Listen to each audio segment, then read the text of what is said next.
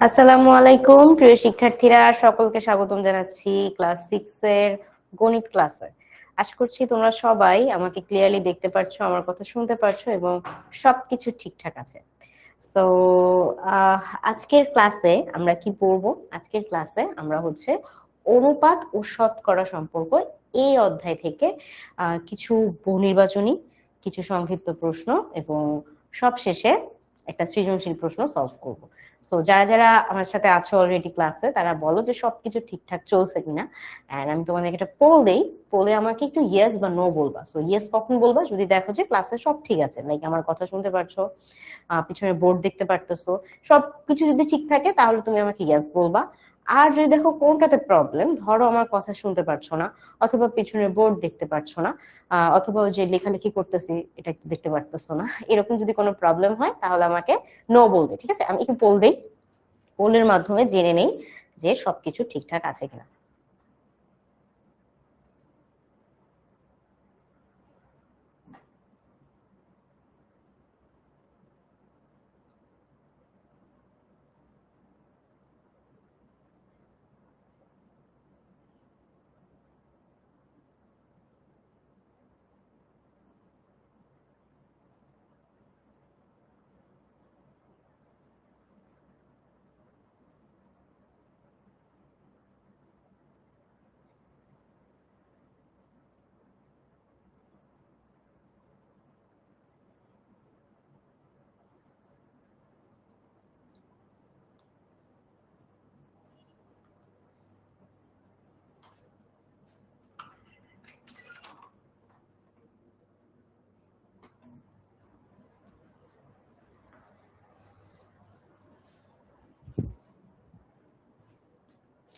So hopefully সবকিছু ঠিকঠাক আছে।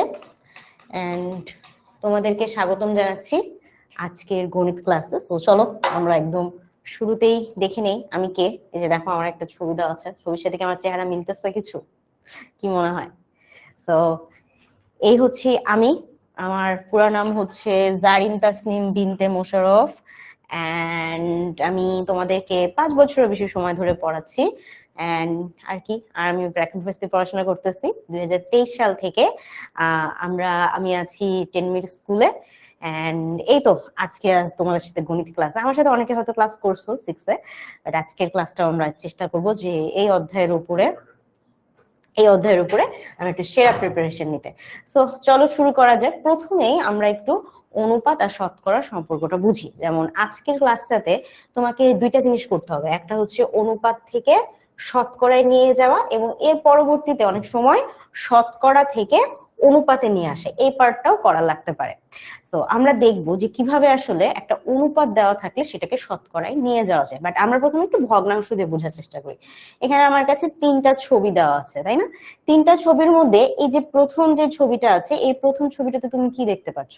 তুমি দেখতে পারতেছো যে 4টা বক্স দেওয়া আছে বা 4টা চতুর্ভুজ দেওয়া আছে। চতুর্ভুজের মধ্যে 4টার মধ্যে কি মাত্র একটা হচ্ছে সাদা, বাকিগুলো হচ্ছে রঙিন। তো আমি এইখানে যে কি লিখতে পারি, যদি আমি বলি যে বলো তো ত্রিভুজগুলোর মধ্যে সাদা কয়টা আর হচ্ছে রঙিন কয়টা, তো তুমি এইটাকে চাইলে কি লিখতে পারো যে সাদা কয়টা আছে? একটা।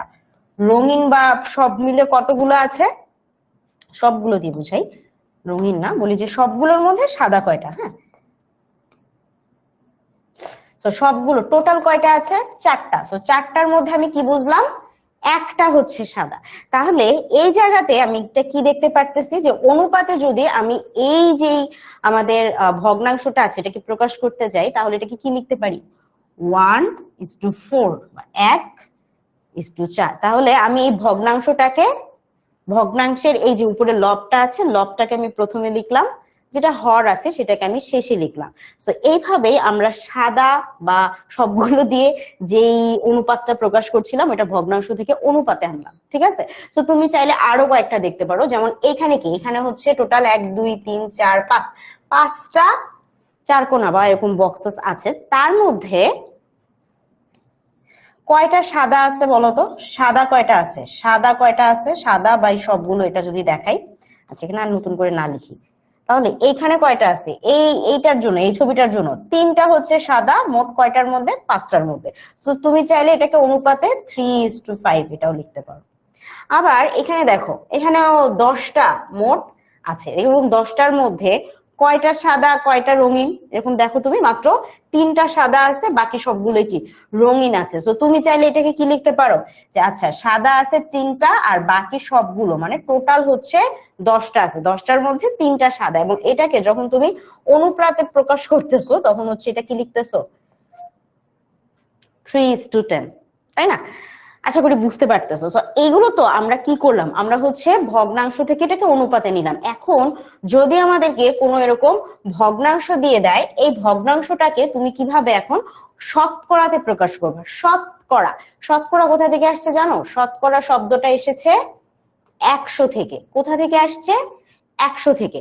সো শতকরা মানে বাংলা যেটাকে আমরা বলি শতক, সো শতকরা যেহেতু 100 থেকে আসছে, যে কোনো কিছু 100তে কত হবে এই হিসাবটা করার জন্য শতকরা ব্যবহার করা হয়, ঠিক আছে?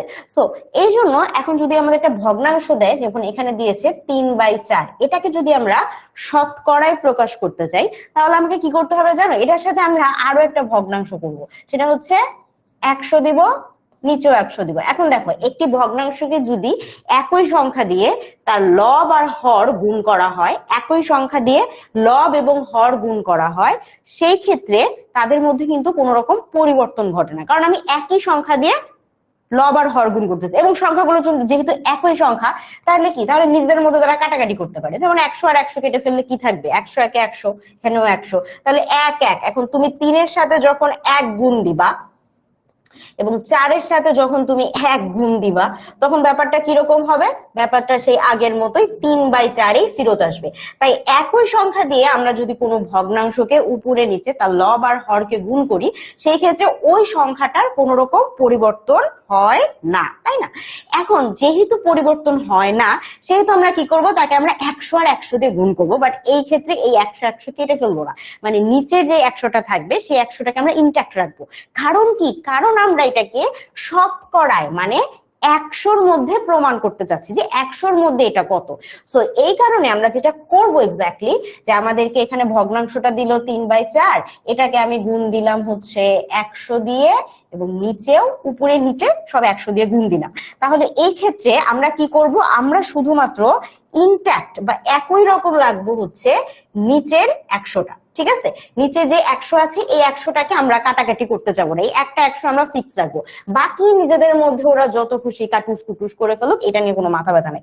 সো আমরা কি করলাম, আমরা এটাকে ইনট্যাক্ট রেখে বাকিগুলোর মধ্যে কাটাকাটি করবো। যেমন ধরো 4 দিয়ে 100কে কাটা যায় কিভাবে, 4 একে 4, 4 25-এ 100, তাই না? তাহলে উপরে এখন আমরা কি পাইলাম, উপরে আমরা পাইলাম হচ্ছে 3 আর এখানে 25, আর নিচে তো আসলে আর কাটাকাটি করার কিছু নেই, অ্যাজ আমরা বলে দিচ্ছি যে 100-র সাথে আমরা কোনো কিছু কাটাকাটি করব না, কারণ 100কে আমরা ইনট্যাক্ট রাখতেছি, আমরা শতকরায় প্রকাশ করতেছি। সো এখানে আমার কি কি থাকলো, নিচে থাকলো এখানে 1 আর এই পাশে হচ্ছে 100। এবার তুমি যদি গুণফলটা শেষ করো তাহলে তুমি 3 দিয়ে 25-কে পাবা হচ্ছে 75, আর নিচে 100 একে এখানে পাচ্ছ 100। তাহলে কি বুঝলাম আমি, 100-র মধ্যে 75, যেমন একটু আগে আমরা দেখতেছিলাম কি যে 5টার মধ্যে 3টা, 10টার মধ্যে 3টা। সেম ওয়েতে আমাদের এখানে যেটা হইলো যে হ্যাঁ, এখানে হচ্ছে টোটাল 100টার মধ্যে 75টা, 100-র মধ্যে 75, 75/100 মানে কি, মানে 100টা আছে কোন জিনিস, তার মধ্যে 75টা। তো যখন আমরা এরকম 100-র মধ্যে হিসাব নিয়ে আসবো, তখন আমরা চাইলে এটাকে লিখতে পারি কি 75, এই 100-র জন্য লিখবো আমরা পার্সেন্ট। বুঝতে পারলাম যে কিভাবে আমরা একটা সংখ্যা বা একটা হচ্ছে ভগ্নাংশকে কিভাবে আমরা শতকরায় প্রকাশ করতেছি। দেখো এখানে একটা ভগ্নাংশ ছিল 3/4, এটাকে আমরা শতকরায় প্রকাশ করলাম এবং এটাই হচ্ছে আমাদের উত্তর। বুঝতে পারছি সবাই? বুঝতে কি পারছি? বুঝতে পারতেছি তো নাকি? আচ্ছা ঠিক আছে। সো এইবার আমরা যাই, এবার আমাদেরকে বলছে যে একটা দশমিক ভগ্নাংশ বা দশমিক সংখ্যা আছে। এখন এই দশমিক সংখ্যাটাকে শতকরায় প্রকাশ করতে হবে। সো এইটা 100-র মধ্যে কত হবে এটা আমরা দেখব। দশমিক সংখ্যার ক্ষেত্রে একটা মজার ব্যাপার হচ্ছে কি, দশমিক সংখ্যাকে আমরা চাইলে কি করতে পারি জানো, আমরা চাইলেই ওকে একটু ভগ্নাংশে পাল্টে ফেলতে পারি। সো এই ক্ষেত্রে আমরা আলাদা কিছু করব না, আমরা যে 0.25 আছে এটার সাথে আগে আমরা বলবো যে হ্যাঁ উপরে নিচে আমরা 100 দিয়ে তাকে গুণ করতে চাই, ঠিক আছে। তো এই 100-র মধ্যে তো আবার আমাদের একটা ভাব আছে যে হ্যাঁ এইখানে কিন্তু এই নিচের 100টা আবার থাকতে হবে ইনট্যাক্ট, ঠিক আছে। তো এইটা রাখার পরে বাকিদের মধ্যে কাটাকাটি করতে পারবো আমরা। এখন আমি যেটা বলছিলাম যে চাইলেই আমরা দশমিককে ভগ্নাংশে রূপান্তর করতে পারি। সো আমার এখানে যেহেতু 0.25 আছে, আমি এখানে 0.25 লিখবো, বুঝিও আমার 0.25 থেকে 0.25 বা এই শূন্যটাকে লেখা আসলে কোনো দরকার নেই, একই কথাই, বাম পাশে শূন্যর তো কোনো মূল্য থাকে না। তো 0.25 আছে, আমরা এটাকে কি লিখলাম 25 লিখলাম। এখন 0.25 থেকে ওই বেচারাকে তুমি ডিরেক্ট 25 লিখে দিলা, একটু তো কিছু বলতে হবে, যে একটু দাম দিতে হবে না, সবকিছুর তো একটা দাম আছে। তো 0.25 কে যদি আমরা শুধু 25 লিখি সেই ক্ষেত্রে নিচে ওকে গুণ করতে হবে। কিভাবে? আমরা প্রথমে এটা 1 লিখবো, ঠিক আছে, 1 লিখবো, লেখার পরে আমরা দেখবো যে দশমিক যে ছিল, দশমিকের পরে ওর কতগুলো সংখ্যা ছিল বা কতগুলো অঙ্ক ছিল। তো তুমি খেয়াল করো, দশমিকের পরে ওর একটা অঙ্ক কি 2, একটা অঙ্ক পাইছি আমরা। প্রত্যেক অঙ্কের জন্য আমরা একটা করে 0 লিখবো।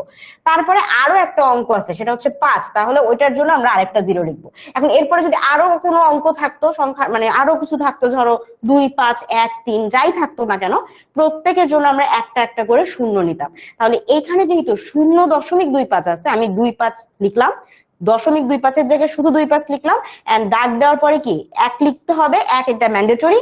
আর এরপরে হচ্ছে আমরা যতগুলো অঙ্ক আছে দশমিকের পরে ততগুলো লিখবো। এখন তোমার প্রশ্ন হতে পারে, আচ্ছা এটা শেষ করে নিই তারপর একটা দেখাচ্ছি। এরপরে কি আছে, এরপর আমাদের যা যা ছিল তাদেরকে আমরা লিখবো। এই 100 নিয়ে তো কোনো রকম টানাটানি করা যাবে না, বাকিদের মধ্যে আমরা কাটাকাটি করতে পারি। যেমন ধরো এই 00, এই 00 কেটে গেল, আমাদের হিসাব অনেক সহজ হয়ে গেছে। তো এখন হচ্ছে 25 গুণন 1, নিচে হচ্ছে 1 আছে এটা, তাই না, 100 100 কাটছে 1 1 দিয়ে। তো এখানে হচ্ছে 1 গুণন 100, তাহলে কি পাচ্ছি আমরা 25/100। তার মানে কি, তার মানে 100-র মধ্যে 25, এই তো আমরা এখন পেয়ে গেছি। তাহলে তো পেয়ে গেলাম আমরা শতকরা হিসাব। তাহলে আমরা এখান থেকে লিখে দিব যে যেহেতু 100-র মধ্যে 25, তার মানে আলটিমেটলি এটা হচ্ছে 25%। বুঝতেছি? ওকে, সো এরকম যদি হয়, তারপর দেখো আমরা আরেকটা এখন এক্সাম্পল নেই যে আচ্ছা আপু আপনি যেটা করলেন 0.25 ছিল, তাহলে দশমিকের পরে যা আছে আমরা কি শুধু তাই লিখতেছি? না, ব্যাপারটা এরকম না। যদি ধরো তোমার কাছে এমন থাকতো যে 7.35, ঠিক আছে, তাহলে এইটাকে যদি আমি এখন শতকরায় প্রকাশ করতে যাইতাম, তাহলে আমি কি করতাম, আমি এখানে 7.25-এর সাথে অবশ্যই উপরে নিচে 100 দিয়ে গুণ দিব। এন্ড এরপর আমার কাজ কি, এই 7.25-কে কি করে ফেলা, ভগ্নাংশে নিয়ে আসা। তাহলে ভগ্নাংশে নিয়ে আসার জন্য আমি উপরে যা যা আছে তাই লিখে ফেলবো, ঠিক আছে। 7.35-এর জায়গায় আমরা লিখবো 735। এখন বুঝছো খেলাটা, এখানে হচ্ছে 0 ছিল দেখে আমি 0 আর লিখিনি, কারণ 0 আগে লেখা না লেখা সমান, বাট এখানে 7 লেখা না লেখা তো সমান না, 7-এর তো ভ্যালু আছে। সো এই জন্য আমরা 7.35-এর জায়গায় কি লিখবো 735, কিন্তু যেহেতু দশমিককে উঠাই দিলাম, সো ওকে তো একটা দাম দিতে হবে, তাই না। সো দাম দেওয়ার জন্য আমরা কি লিখবো, নিচে একটা 1 নিব, এবং দশমিকের পরে প্রত্যেক সংখ্যার জন্য আমরা কি একটা করে শূন্য দিব। যেমন ধরো এখানে 3 আছে, 3-এর জন্য আমি একটা শূন্য দিব, তারপরে আরেকটা 5 আছে, 5-এর জন্য আমি আরেকটা শূন্য দিব, হয়ে গেল। এন্ড এইখানে হচ্ছে আমাদের কি কি ছিল, 100, তার মধ্যে এই 100 নিয়ে কোনো রকম টানাটানি করা যাবে না। আমি বোঝানোর জন্য এখানে একটু বক্স করে দিচ্ছি, তোমার খাতায় বক্স করার দরকার নেই, তুমি শুধু এটা মনে রাখবা যে এই 100-তে আমরা হাত দিব না, ঠিক আছে, একটা 100 ইনট্যাক্ট রাখতে হবে। আচ্ছা, এরপরে যে বাকিগুলো আছে তাদের মধ্যে যদি তুমি কুটকুট করে কেটে ফেলো, যেমন দেখো 101-এ 100, 101-এ 100 কেটে ফেললা, তাহলে তোমার হিসাব পাতে আরো সহজ হয়ে গেল। তাহলে কি থাকলো, 735 গুণন 100, আর এইখানে যেটা থাকলো সেটা হচ্ছে 1 গুণন 100। তাহলে এখান থেকে তুমি কি পাচ্ছ দেখো, 735, তার সাথে কি, তার সাথে হচ্ছে 100, ও সরি ভুলে 100 লিখে ফেলছি, এখানে তো 1 আছে তাই না, এখানে 100 নাই, তো 100 কেটেই ফেললাম, ভুলে লিখে ফেলেছি। আচ্ছা, তাহলে এখানে কি থাকলো, এখানে থাকলো 735, আর নিচে কি থাকলো, নিচে শুধুমাত্র 100। তার মানে আমরা কি বুঝতেছি, 100-র মধ্যে 735, তার মানে কি, তার মানে হচ্ছে 735%, তাই না, 100-র চেয়ে আরো বেশি। যাই হোক, এটা জাস্ট একটা এক্সাম্পল দেওয়ার জন্য বুঝাইলাম, বাট আমরা একটু কমই আর কি আসে। যাই হোক, সো আশা করি বুঝতে পারছো কনসেপ্টটা, ঠিক আছে, যে দশমিকের আগে যদি থাকে তাকে কিন্তু লিখতে হবে, উঠাই দিলে হবে না। আচ্ছা, এরপর তো এটা গেল। এখন ধরো আমাদেরকে এইরকম একটা অনুপাতে দিচ্ছে, তো অনুপাতে দিলেও কি আমাদের প্রসেসটা কি সিমিলার না? তাহলে আমরা কি করব, আমরা যেহেতু আমাদের দিয়েছে 12/25, তাহলে আমাদের প্রথম কাজ কি, একে এই যে দেখো অনুপাত থেকে আগে আমরা একটা ভগ্নাংশ বানাইছি, তারপরে আমরা উপর নিচে 100 দিয়ে একটা গুণ করব। যেমন ধরো 25, 4 25 100, আর এই 100 কৃত হাফ দিব না আমরা। তো কি থাকতেছে আমার, 12 4 12 কত, 4 12 কত 48 না, আর নিচে কত থাকতেছে 100। তার মানে 100-র মধ্যে 48, তার মানে আমরা এটাকে সহজে লিখতে পারি 48%। ডান? বুঝতেছি কিছু? বুঝতেছি কিছু? তাহলে আমরা 12:25 এটাকে আমরা কি করলাম, এটাকে আমরা শতকরায় লিখে দিলাম 48%। বুঝতে পারছো? আচ্ছা, বুঝে থাকলে চলো আমরা এখন একটা এমসিকিউ নেই। এই এমসিকিউটা অবশ্য আমাদের আসলে একটা ক্লাসের শেষে একদম অনুপাত ও শতকরার একদম অধ্যায় শেষের দিকে, তো আমরা তো আজকে নমুনা প্রশ্ন বেশি সলভ করব। তো এইরকমই একটা দেওয়া হয়েছে। এখন এই এমসিকিউটা দেখি কে কে পারে, দেখা যাক। হ্যাঁ, যেটা সঠিক উত্তর হবে সেইটাতে তুমি ক্লিক করবে, তোমার কাছে এখন একটা পোল যাবে, ঠিক আছে, অপশন পাবা তুমি। তো যেটা হচ্ছে সঠিক মনে হবে সেটাতে তুমি হচ্ছে ক্লিক করবা। ভালো করে আগে পড়ে নাও, লাগলে করে নাও, 1 মিনিট টাইম দিচ্ছি, তারপর তোমার কাছে পোলটা যাবে।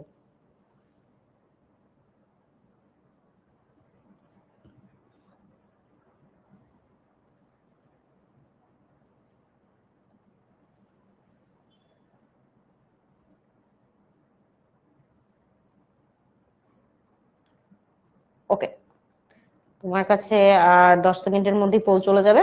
সো ওয়েট করো, স্ক্রিনে পোল আসবে, পোলটা তোমাকে অ্যাটেন্ড করতে হবে।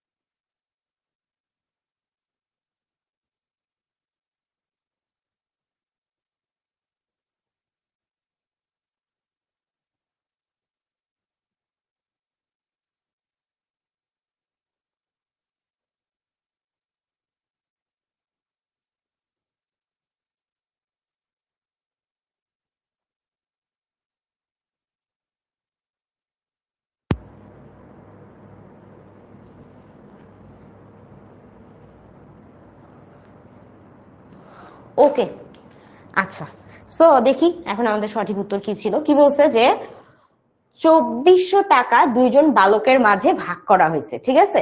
ধরো দুইটা ছেলে আছে আমাদের এখানে, দুই বালক।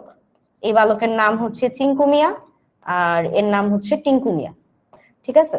সো 2400 টাকার মধ্যে চিঙ্কু মিয়া যে প্রথম জন, সে হচ্ছে 7 পাবে, ঠিক আছে। 5টা ভাগ করলে তার মধ্যে 7 ভাগ দিয়ে দিতে হবে, আর আরেকজন পাবে 5। তাহলে ব্যাপারটা হইতেছে যে টোটাল কত, মানে ওই 2400 টাকাকে মোট কয়টা ভাগ করছে, যার মধ্যে ও 7 ভাগ পাচ্ছে আর টিঙ্কু মিয়া 5 ভাগ পাচ্ছে। সো টোটাল কত ভাগ হয়েছে এটা বের করার জন্য অনুপাত যে আছে, ওদের যে অনুপাতটা আছে এই অনুপাতকে যোগ করতে হবে। সো 7 আর 5 যোগ করলে তুমি কত পাবা, 12। তাহলে 2400 টাকাকে মোট 12 ভাগ করা হয়েছে, করার পরে 7 ভাগ চিঙ্কু মিয়াকে দেওয়া হয়েছে, 5 ভাগ দেওয়া হচ্ছে আমাদের টিঙ্কু মিয়াকে। তাহলে চিঙ্কু আর টিঙ্কু মিলে 12 ভাগ, এই 2400 টাকাকে 12 ভাগ করছে, তো 12টা ভাগ ওদের হবে, মানে এইভাবে আর কি ভাগ করা হয়েছে।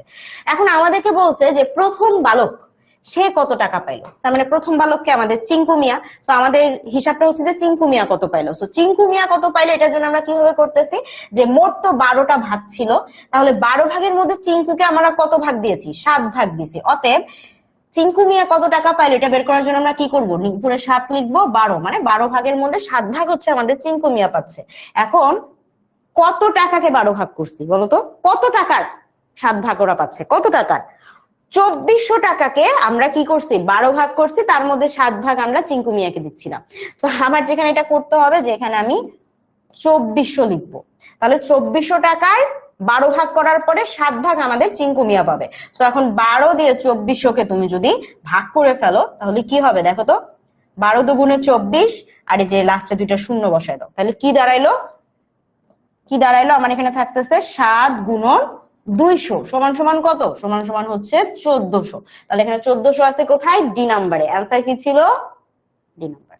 ওকে, এইবার আমরা একটু আরেকটা জিনিস দেখব যে কি লিখছে দেখো, সাধারণ ও দশমিক ভগ্নাংশ।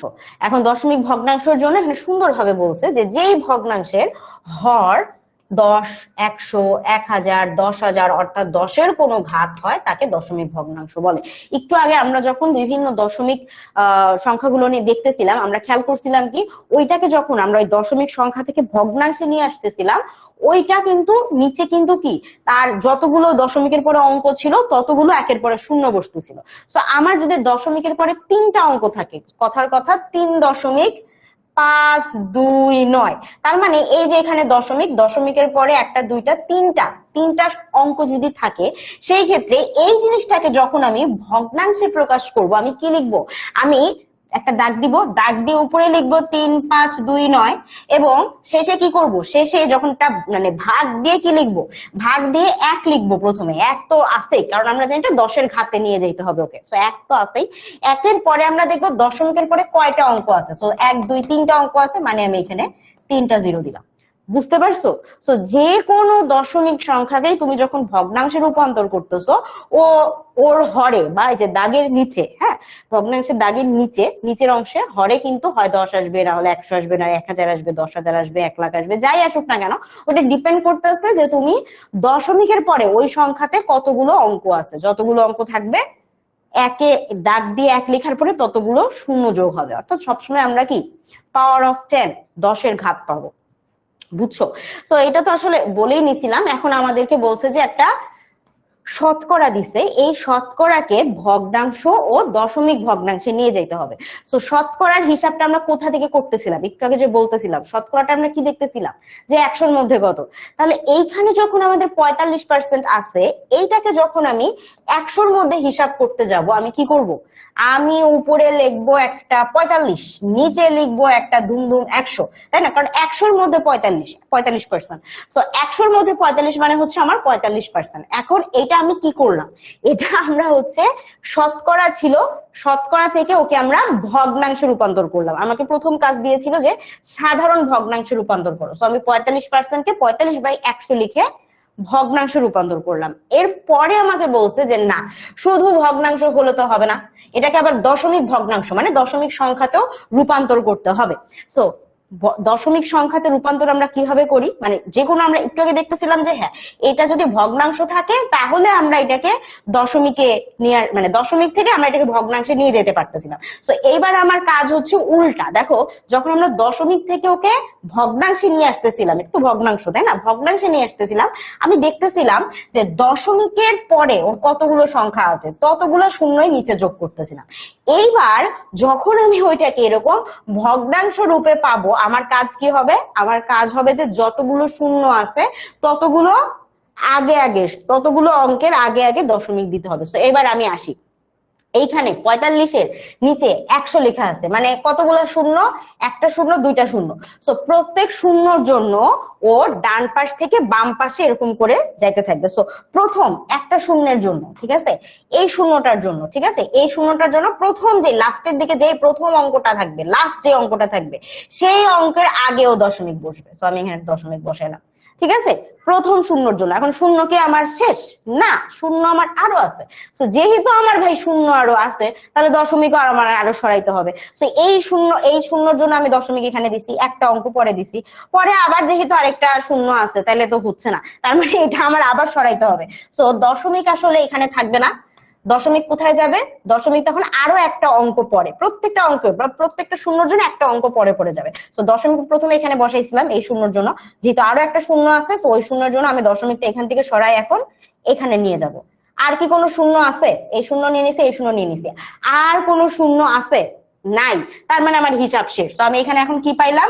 আমরা এখানে পাইলাম যে 0.45, এটা আমার দশমিক কিসে নিয়ে আসলো? দশমিক ভগ্নাংশ বা দশমিক সংখ্যায় নিয়ে আসলো। তো এখন যখন দেখো দশমিকের আগে আসলে কোনো সংখ্যা নাই, ফাঁকা ফাঁকা, পরে যাই আছে। তো আমরা যেহেতু কিছু নাই, তো আমরা একটা সৌন্দর্য বর্ধনের জন্য একটা শূন্য দিতে পারি। তো 0.45। কেউ যদি চাও যে এত সৌন্দর্য আমার দরকার নেই, আমি এমনি ভালো আছি, তো তুমি চাইলে 0.45ও রাখতে পারো, তাতেও কোনো সমস্যা নেই, তাতেও অঙ্ক ঠিক আছে। বুঝতে পারছি? কিভাবে আমরা সাধারণ ভগ্নাংশ এবং দশমিক ভগ্নাংশে নিয়ে যাব একটা দশমিক সংখ্যাকে। বুঝছি সবাই? বুঝতে কি পেরলাম? বুঝতে কি পেরলাম বলো? আচ্ছা, এইবার ধরো অন্য একটা জিনিস দিছে, এবার আমাদের একটু ভাঙাচোরা, মানে আমাদের মিশ্র ভগ্নাংশ। এটা আবার কিসে আছে দেখো, লাস্টে কিন্তু এই যে পার্সেন্টেজ লাগাইছে, মানে কি, মানে এটা শতকরায় আছে। সো এইটাকে এখন আমাদের কি করতে হবে ভাই, সাধারণ ভগ্নাংশ ও দশমিক ভগ্নাংশে নিয়ে যেতে হবে। তাহলে এখন প্রথমে আমরা 12.5%, কি দেওয়া আছে, 12/1/2, এরপর আবার পার্সেন্ট। তাহলে আগে মিশ্র ভগ্নাংশটাকে অপ্রকৃত ভগ্নাংশ বানাই কিভাবে, 2 আর 12 গুণ দিই, তার সাথে 1 যোগ করি, তার মানে কত হচ্ছে এখানে 25। নিচে কত আসতেছে বলতো, 2। এই যে 2 আর 12 গুণ করো, কত আসবে 24। 24-এর সাথে আরো 1 যোগ করো, তাহলে কত আসতেছে আমার 25। 25/2। আবার দেখো এইখানে কিন্তু একটা পার্সেন্ট চিহ্ন দিয়ে দিছে। সো পার্সেন্ট মানে কি, মানে হচ্ছে 100-র মধ্যে হিসাব। তাহলে একটা বড় দাগ দিয়ে নিচে 100 দিয়ে দাও। এতটুকু বুঝছো? এতটুকু বুঝছো? এখন জিনিসটা দেখতে একটু এলোমেলো এলোমেলো লাগতেছে। সো তোমাকে যেটা করতে হবে, যে দেখো উপরে সবার উপরে আছে 25, তাহলে দাগ দিবা, দাগ দিয়ে উপরে লিখবা হচ্ছে 25। নিচে কি আছে, দাগের নিচে আছে 2, আর তার চেয়েও বড় একটা দাগের নিচে আছে 100। বেসিক্যালি দাগগুলার নিচে 2 আর 100 আছে। তো তুমি চাইলে 2 গুণন 100 লিখে দিতে পারো, 2 গুণন 100 লিখে দিতে পারো। তাহলে এখানে আমরা কি পাইলাম, এখানে আমরা পাইলাম 25/200। ঠিক আছে, তো এটাকে আমরা কি করলাম, আমরা 12.5% কে কি করলাম, 12.5% কে আমরা হচ্ছে সাধারণ ভগ্নাংশে প্রকাশ করলাম, সেটা হচ্ছে 25/200। এখন এটা করলেই তো হবে না, আমার আবার কি করতে হবে, এটাকে আবার দশমিক ভগ্নাংশে নিয়ে যেতে হবে, তাই না? তো দশমিক ভগ্নাংশে নিয়ে যাওয়ার জন্য আমাকে কি করতে হয়, কি করতে হয়, দশমিক ভগ্নাংশে যদি এটাকে আমরা নিতে চাই, তাহলে শতকরা থেকে দশমিক ভগ্নাংশে নিতে গেলে আমার আসলে নিচে কত থাকতে হবে, নিচে আমার একের একের হইতেছে জিনিসগুলা, মানে 10-এর ঘাতগুলো থাকতে হবে। একের পরে আমি শূন্য টূন্য বসাবো, এরকম কিছু। এখন আমার যে আপাতত যে ফরম্যাটে আছে, এটাকে একটু মানে একটু একটু টাফ হয়ে গেছে, তাই না, যে এটাকে আসলে বানানো।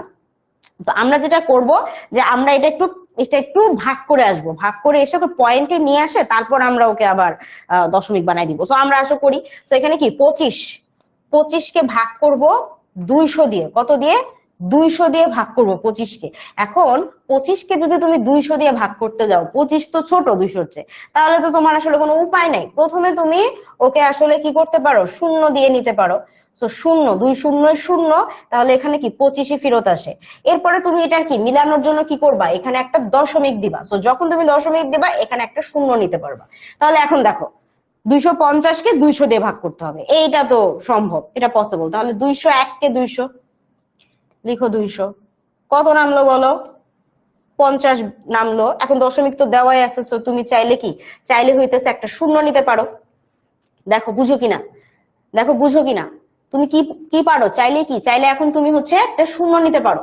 তাহলে শূন্য নিলে এটা কি হয়ে গেল 500। এখন 200 কি, 200 মানে 2 দুগুণে 4, 400 হবে 2 দিয়ে গুণ করলে। 3 দিয়ে গুণ করলে কি হবে, 3 দুগুণে 6, তখন মানে কি 600 হয়ে যাচ্ছে। তো আমার তো এখানে আছে 500, তাহলে আমরা কি করব, আমরা 2 পর্যন্ত যাইতে পারবো। তো আমরা এখন 200-কে ভাই 2 দিয়ে গুণ দিই। গুণ দেওয়ার পরে কি হয়ে গেল, গুণ দেওয়ার পরে এটা হয়ে গেল 400।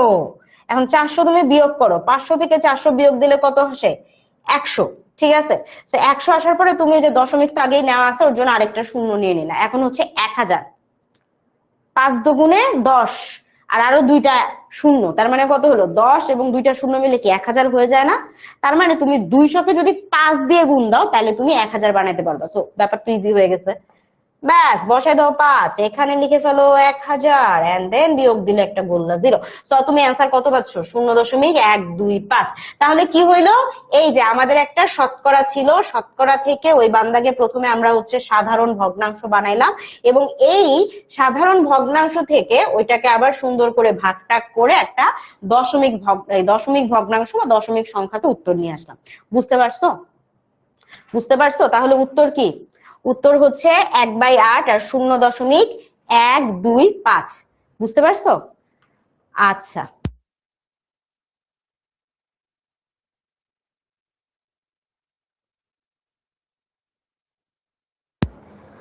ওকে। সো আমরা তো অনেক কিছু করলাম, এখন আচ্ছা চলো আমরা একটু ব্রেক নিই আমরা হচ্ছে এরপর বড় বড় অঙ্ক করব, ঠিক আছে? তো তোমাদের সাথে জাস্ট 5 মিনিট পরে আমার দেখা হচ্ছে।